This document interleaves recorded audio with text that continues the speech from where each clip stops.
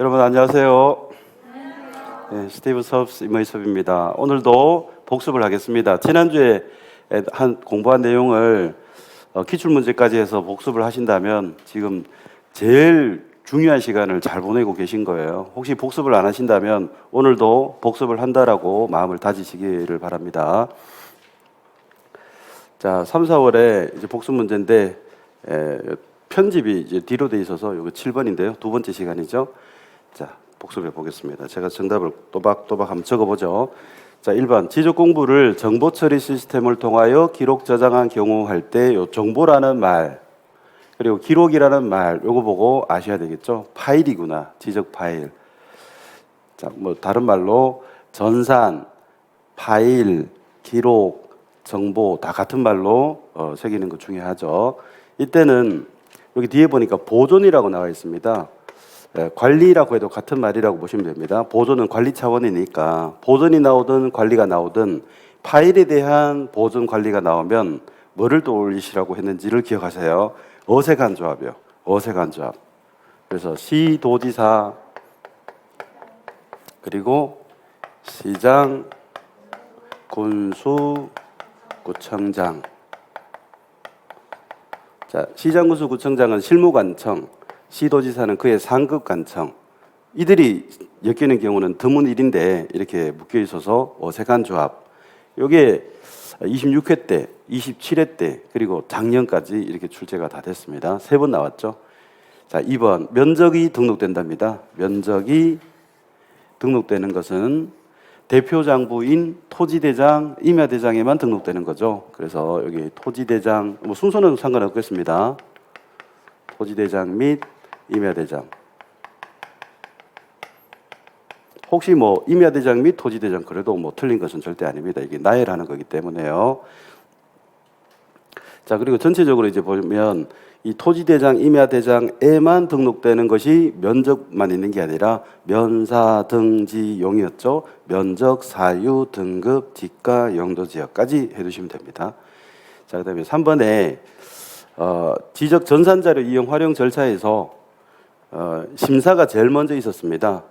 그래서 심사, 그다음에 신청, 제공, 심신제 이렇게 이제 했었는데 출제 가능성을 놓고 보면 이 지적 전산자료 이용 활용해서 승인 단계가 폐지됐다.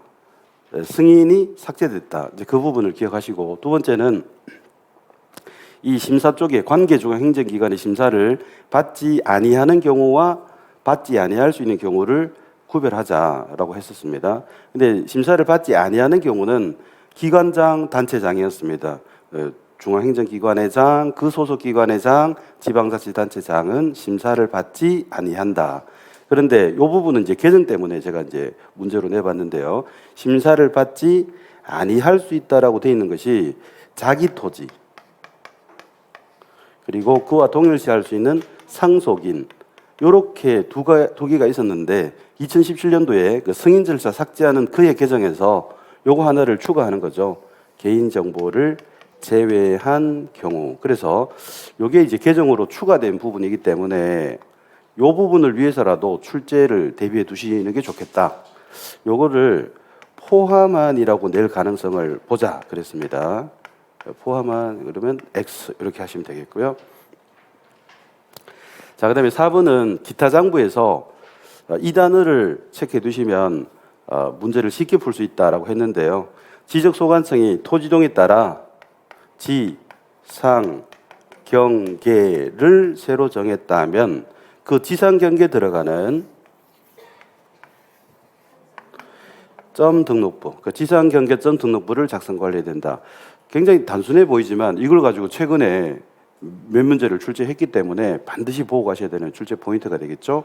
이 위치에 비슷한 명칭, 경계점 좌표 등록부를 넣고 틀린 걸로 찾도록 하는 문제도 있었고요. 자, 5번 문제입니다.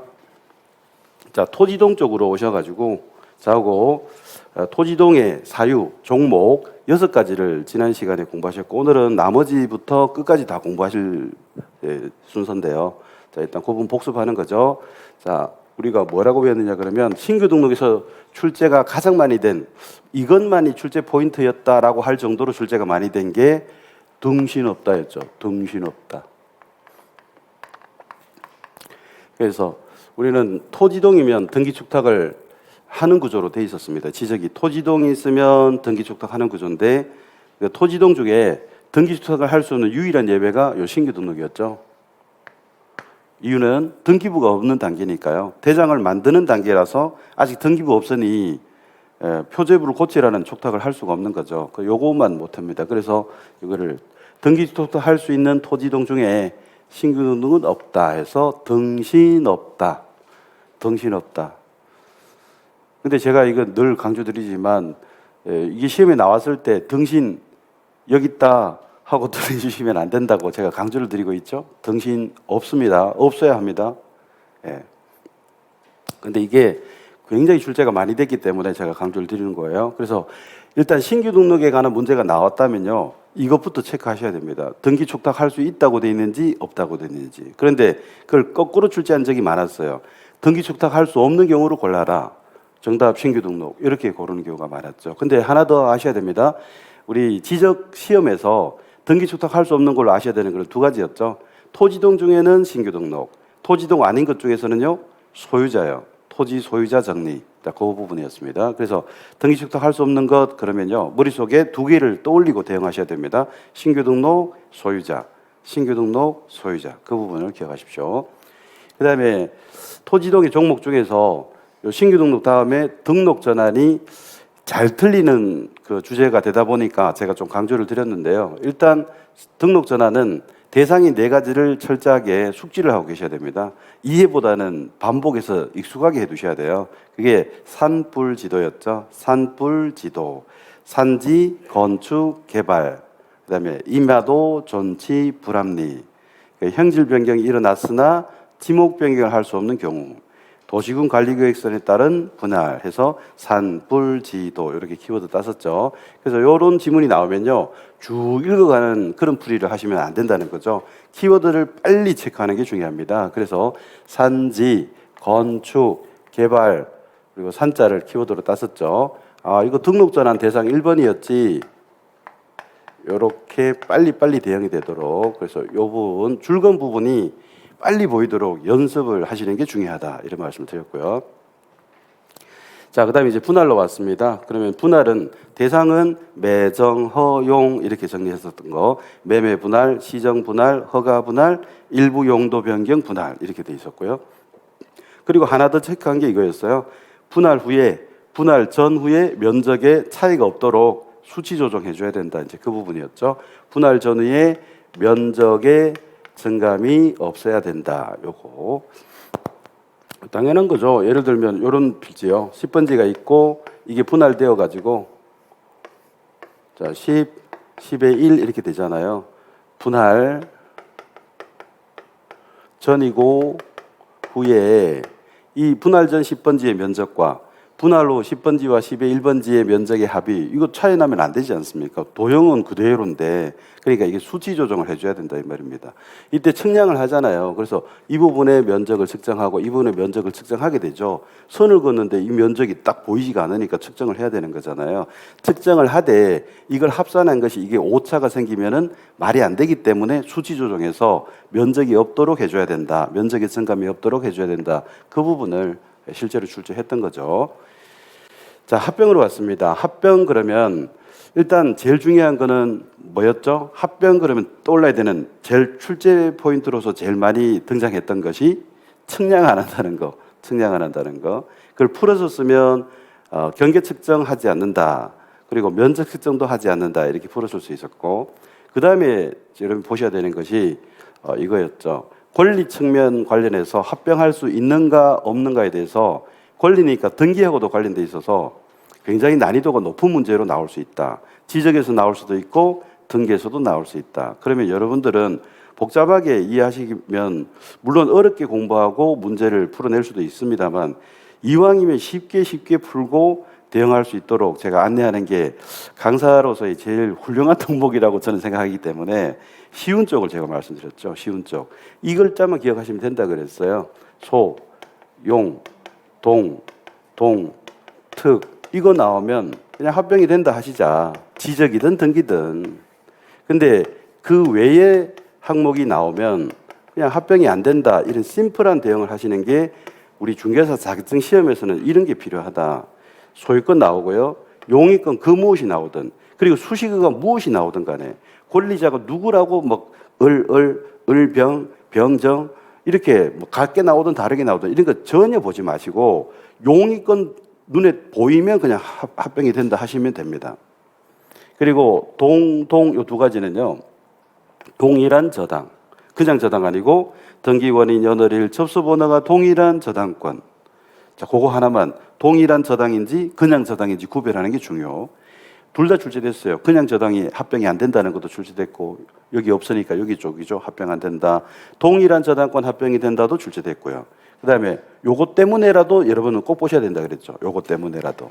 요 두 번째 동은 동일한 등기사항이 동일한 신탁등기예요. 이거를 최근에 개정으로 합병 가능한 권리로 인정해 줬거든요. 개정해서. 그래서 요거는 법의 개정 때문에라도 꼭 기억하셔야 된다. 동일한 신탁등기. 그래서 그냥 신탁등기는 이쪽입니다. 합병이 안 됩니다. 동일한 신탁등기. 등기사항이 동일한 신탁등기. 그걸 확인하시고 합병이 된다 하시면 되고요. 요 특례라는 거는 특례 이렇게 시험에 안 나오고요.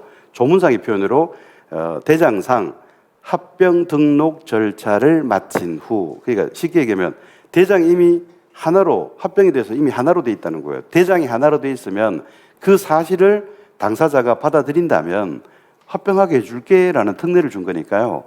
그래서 이 특례라는 것을 감지하시라고 제가 짧게 특이라고 했지만 대장상 합병 등록 절차를 마친 후 이 문구 보면요.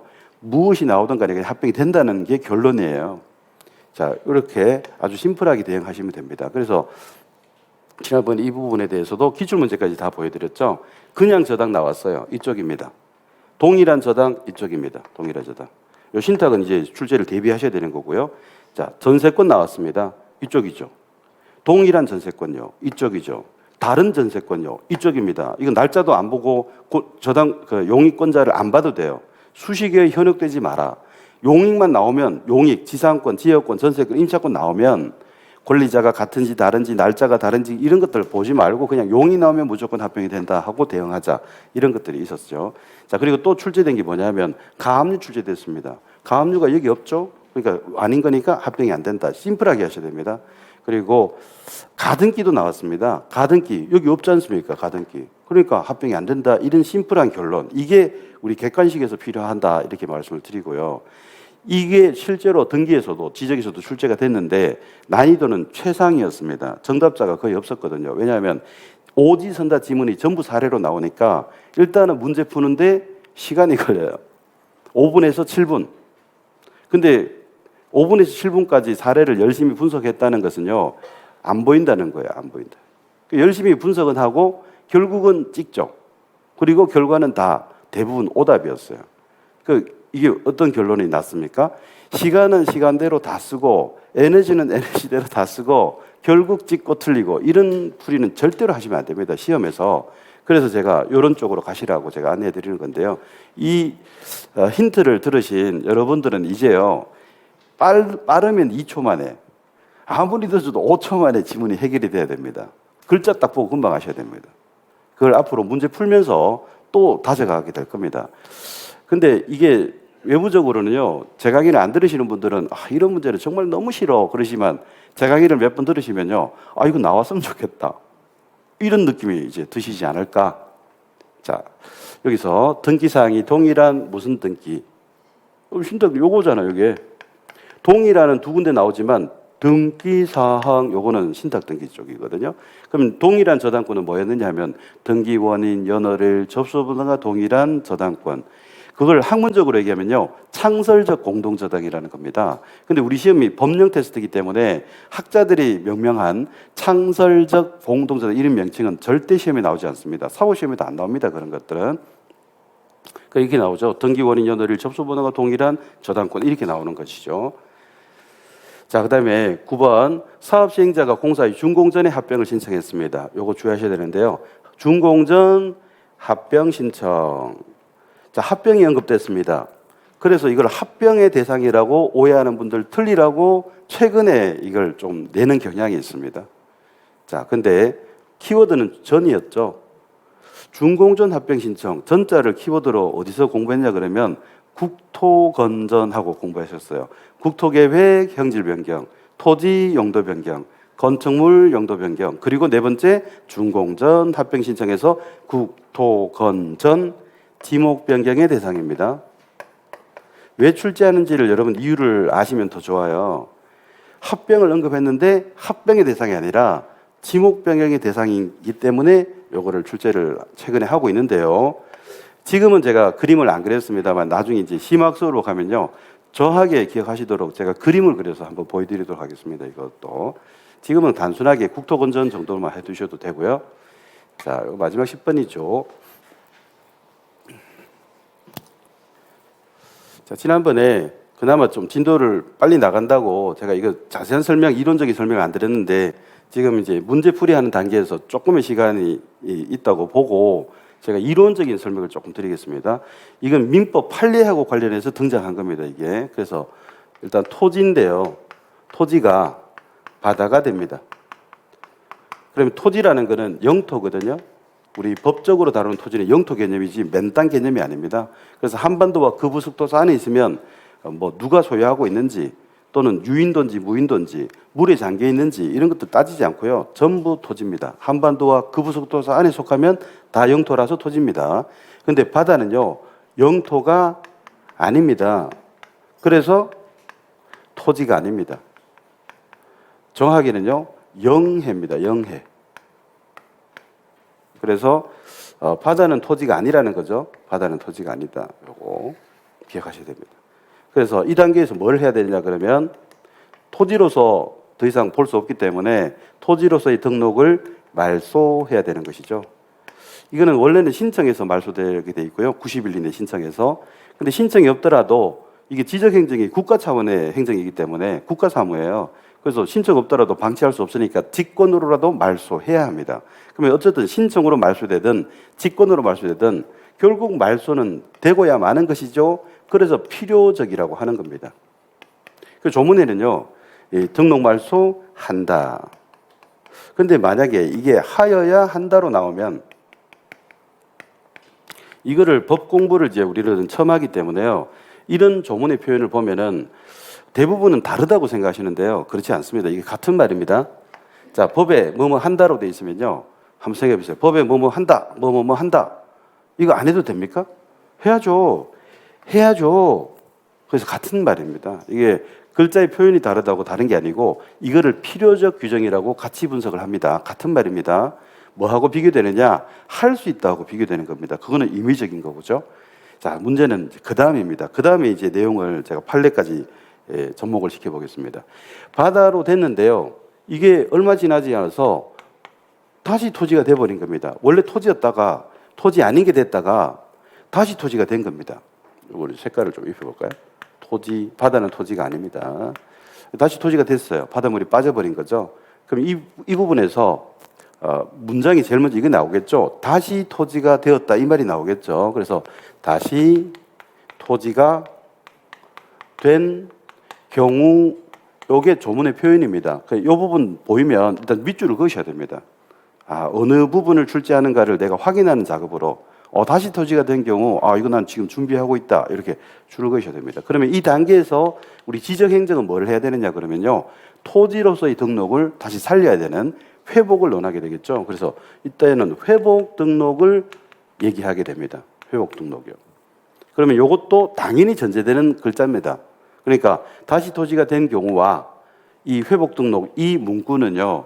기본 전제로 깔아주는 조문입니다. 그러니까 이 무엇을 얘기하는지 알아들으라는 전제를 깔아주기 때문에 이 부분을 절대로 틀리게 할 수가 없습니다. 이건. 그래서 일단 줄을 그으시고요. 과연 무엇을 묻는지에 대한 문제인데 자 여기서 판례를 접목시킵니다. 이 토지의 소유자가 예를 들어서 갑이라고 해보겠습니다.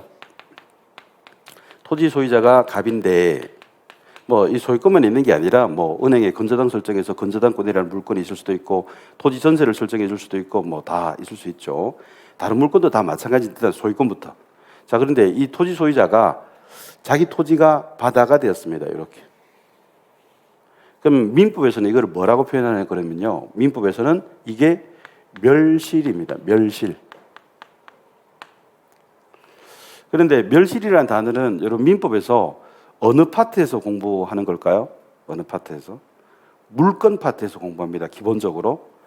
왜 이걸 물건 파트에서 공부하느냐 그러면 물건에 대한 권리가 물건이잖아요. 이 물건의 소멸 사유로 1번이 멸실입니다.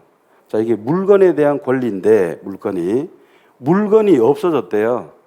그럼 권리를 어떻게 논하겠습니까? 물건 자체가 없는데 무슨 권리를 논하겠어요? 그러니까 물건이 없어지는 사유 1번이 멸실이죠. 뭐 이것만 있는 게 아니라 멸실, 공용징수, 즉 수용, 혼동, 포기, 몰수, 소멸시효, 완성 이런 기본적인 것들은 민법에서 이제 정리를 또 하시고요. 그럼 이 토지 소유자의 소유권이 없어진 거잖아요. 그래서 이 소유권이 물건 소멸 사유니까 물건이 소멸하는데 여기서 이제 판례를 제가 인용하려고 하는 겁니다. 지금 왜 소멸했느냐? 바다가 되어서 멸실되고 소멸했잖아요, 권리가. 자, 그래서 요게 판례입니다. 바다가 되어, 즉 바다에 포락하여 이 물건이 소멸하는 것은 이게 대법원 판례입니다. 영구 소멸이다. 이게 대법원 판례입니다. 영구 소멸. 그러면 영원히 소멸했다는 거죠. 부활합니까? 안 합니까? 그걸 이제 묻고 있는 겁니다.